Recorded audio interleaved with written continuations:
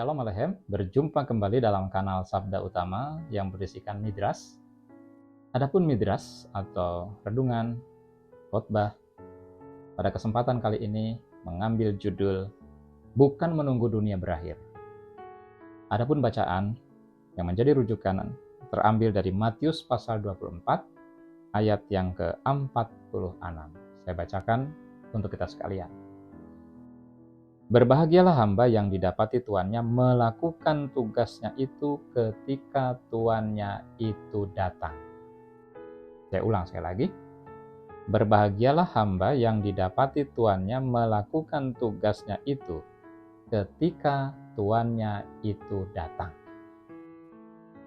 Kitab Daniel dan kitab Wahyu adalah kitab-kitab yang bersifat profetik atau membicarakan tentang sesuatu yang akan terjadi di masa yang akan datang. Kitab Daniel ditulis sebelum Yesus Kristus atau Yeshua Sang Mesias, Sang Firman yang menjadi manusia itu datang ke dunia. Sementara kitab Wahyu ditulis pada zaman ketika Yesus atau Yeshua Sang Mesias telah datang ke dunia ini. Kitab Daniel, sebuah penyingkapan tentang masa depan yang dipercayakan kepada Daniel. Sementara kitab Wahyu, sebuah penyingkapan tentang masa depan yang dipercayakan kepada salah satu murid daripada Yeshua Sang Mesias, Juru Selamat kita, yaitu Yohanes atau Yohanan. Ada paralelisasi atau kesamaan di antara kedua kitab ini, yaitu berisikan tentang peristiwa-peristiwa yang akan terjadi di masa yang akan datang. Ditulis dalam bahasa yang simbolik, ditulis dengan penuh gambaran-gambaran yang bersifat figuratif, baik tentang peristiwa, tentang tokoh, ya, dalam bentuk imajinatif, gambaran-gambaran yang terlihat seperti imajinatif, tetapi sebetulnya adalah peristiwa yang akan terjadi di masa yang akan datang. Sebagian denominasi gereja ada yang menekuni pembacaan dan penelahan kitab-kitab yang bersifat profetik ini, baik kitab Daniel maupun kitab Wahyu. Namun, beberapa denominasi gereja lainnya kurang menekankan pengkajian terhadap kitab Daniel dan kitab Wahyu karena alasan bahasanya yang simbolik, ya, dan tidak mudah untuk ditafsirkan sehingga penuh dengan kehati-hatian. Membaca tanda-tanda zaman dan memahami peta zaman adalah sesuatu yang baik, bukan sesuatu yang keliru. Yang keliru adalah memastikan dari sejumlah tanda-tanda yang tertulis dalam kitab suci, lalu kita mengutak-ngatik, memastikan diri kapan Yesus atau Yeshua akan datang yang kedua kalinya sebagai hakim yang adil, sebagai raja yang akan memerintah. Ini satu yang tidak dibenarkan. Dan kita sudah melihat sepanjang sejarah berbagai gerakan, kelompok orang, individu, tokoh agama dalam kekristenan yang berusaha untuk menghitung, memastikan, selalu gagal. Seperti saya katakan tadi, membaca tanda-tanda zaman adalah sesuatu yang baik, bukan sesuatu yang buruk. Karena kita diperintahkan untuk membaca tanda-tanda zaman, untuk melihat peristiwa-peristiwa dari perspektif kitab suci, firman Tuhan. Yang dikatakan di dalam Matius pasal 16 ayat 3. Dan pada pagi hari, karena langit merah dan redup, kamu berkata hari buruk. Rupa langit kamu tahu membedakannya, tetapi tanda-tanda zaman tidak. Ini adalah satu peringatan bahwa kita juga harus mempunyai kemampuan untuk membaca tanda-tanda zaman. Jangan lalai dengan peristiwa-peristiwa yang terjadi di sekeliling kita, baik dalam skala nasional maupun internasional. Namun bukan berarti jika kita sudah mengetahui apa yang akan terjadi dari pembacaan kita terhadap kitab Daniel atau kitab Wahyu, lantas kita menjadi penonton yang hanya menunggu saja takdir digenapi. Beberapa buku ada yang mengulas tentang akhir zaman dengan gambar-gambar yang bagus, dengan ulasan-ulasan yang luar biasa, ditulis dengan tebal, ya, menarik dengan ilustrasi dan gambar yang membantu kita untuk memahami peristiwa yang akan terjadi. Namun sayangnya setiap ulasan-ulasan ini kebanyakan hanya mendeskripsikan apa yang akan terjadi. Mulai dari peristiwa kerusakan moral, sosial budaya, ekonomi, yang akan berujung nanti pada satu figur, satu tokoh yang akan mengontrol dunia, yang biasa kita sebut dengan tokoh anti-Kristus, anti-Mesias. Dan biasanya gambaran-gambaran yang dideskripsikan ini sungguh menakutkan dan membuat gentar setiap kita yang membaca tentang masa depan. Sekalipun dunia akan mengalami kemerosotan dan akhir yang niscaya, namun bukan berarti kita hanya menonton dan menunggu semua ini berakhir tanpa berbuat apa-apa.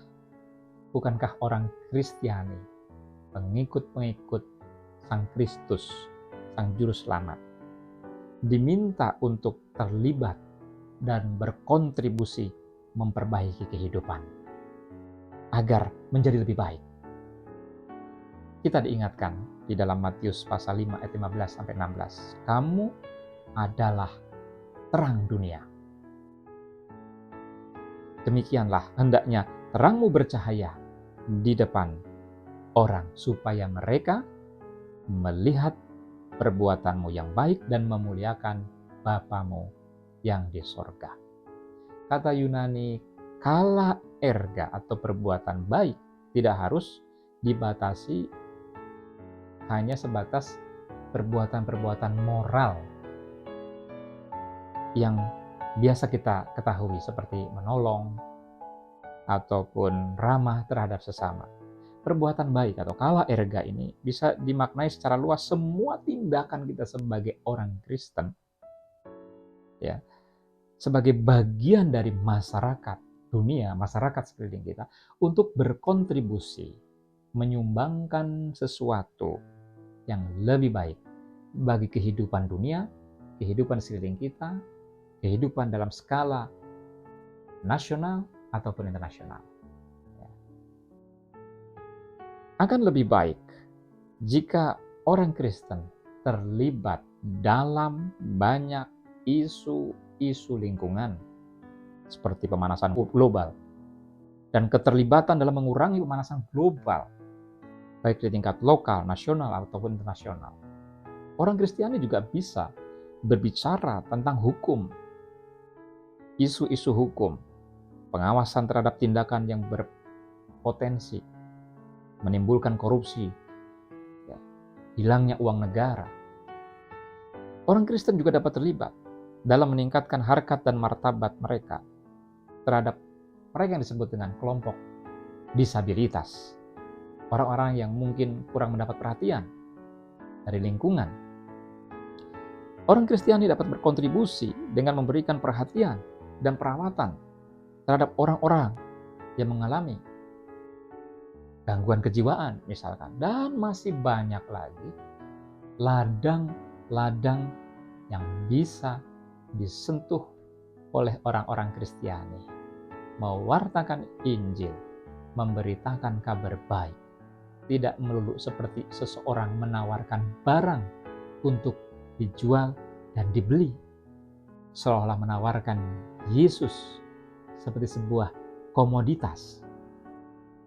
Tapi kita bisa belajar dari para pendahulu kita, yaitu para Zending yang membuka hubungan komunikasi dengan masyarakat di era Hindia Belanda dahulu, yaitu dengan membangun pusat-pusat pendidikan dan juga membangun pusat-pusat layanan kesehatan atau rumah sakit.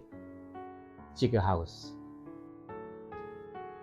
Sebuah ungkapan di dalam bahasa lokal Jawa, ada ungkapan demikian, yaitu memayu hayuning bawono, memelihara ketertiban dunia. Di dalam Judaism juga ada sebuah istilah yang hampir senada, gemanya, yaitu tikun haolam, memperbaiki dunia. Nah, kita juga teringat kepada sabda Tuhan Yahweh di dalam Yeremia pasal 29 ayat 7, demikian. Nadanya sama dengan tikun haolam, dengan memayu hayuning bawono juga, yaitu demikian. Dikatakan di sana, wadirsu et selom hair aser higleti et kem syamah wahid palelu ba'ada el Yahweh kibeslomah yihilakem shalom. Usahakanlah kesejahteraan kota kemana kamu aku buang, dan berdoalah untuk kota itu kepada Yahweh, sebab kesejahteraannya adalah kesejahteraanmu. Beslomah yihilakem shalom. Inti pernyataan yang dikutip dari Yeremia pasal 29 ayat 7 ini adalah ajakan agar kita, umat Tuhan, anak-anak Tuhan, memperbaiki kehidupan, berkontribusi dalam kehidupan, bukan membiarkan lingkungan dan dunia berjalan menuju kemerosotan dan kehancuran. Kalau dalam bahasa Grudem, ya, seorang penulis ya tentang politik dan hubungan dengan Kristenan, ya dia mengistilahkan dengan Christian significant influence, jadi pengaruh signifikan dari kekristenan, bidang sosial, politik, budaya, ekonomi, ya tanpa harus mendirikan sebuah kerajaan Kristen atau sesuatu bersifat teokratis, tetapi menubuhkan, mengejawantahkan ajaran-ajaran Kristiani dalam Torah atau Perjanjian Lama dan Perjanjian Baru dalam kehidupan keseharian. Oleh karena itu, pengajaran tentang akhir zaman dengan membaca tanda-tanda zaman seharusnya tidak menjadikan kita sebagai orang-orang Kristen yang hanya menonton dan menunggu zaman berakhir, serta menyalahkan sistem sosial yang ada, sistem politik yang ada, semakin merosot. Kita berkeluh kesah, menyalahkan, dan terus menyalahkan, dan menghubung-hubungkan dengan nubuat kitab suci, tapi kita tidak berbuat apa-apa. Kita tidak bertindak, kita tidak turun dalam kancah, kita tidak hadir dalam dunia nyata untuk memperbaiki kehidupan. Dunia akan mengalami kemerosotan, dan pasti berakhir. Itu sesuatu yang pasti. Itu sesuatu yang tidak bisa dihindari. Namun kita yang hidup di dunia yang akan berakhir ini bukan hanya berpangku tangan dan menjadi bagian dari orang yang membiarkan semuanya terjun bebas menuju kehancuran.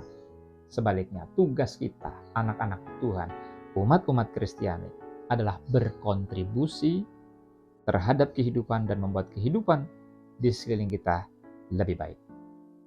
Yeshua, Sang Mesias, Yesus Kristus dan Juru Selamat kita, serta junjungan agung kita yang ilahi, tidak menyuruh kita menunggu kiamat, menunggu dunia berakhir, dan menyalahkan sistem sosial ekonomi, sistem moral yang semakin merosot. Sebaliknya, Yeshua meminta kita terus berupaya untuk memproduksi kebaikan, memproduksi perubahan, memproduksi sesuatu yang lebih baik di sekeliling kita.